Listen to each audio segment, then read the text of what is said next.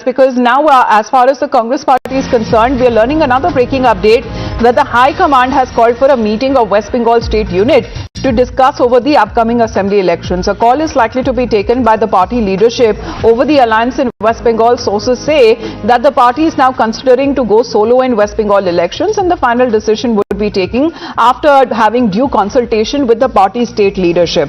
Nyamika, now this is also coming at a time where the TMC in the meantime has declared that elections would be contested on its own. What are the options that the Congress party has?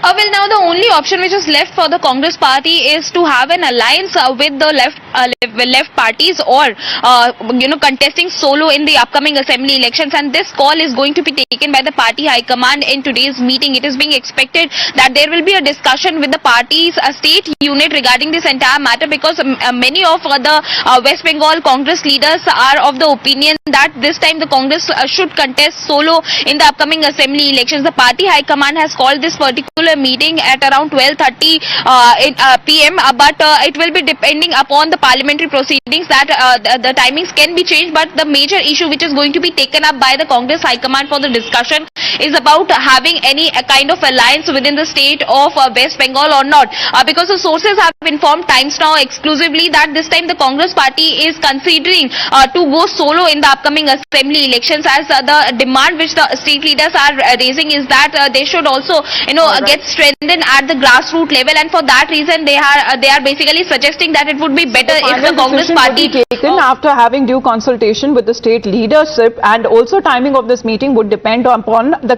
current parliament proceedings. Nyamika, thank you very much for getting us those details.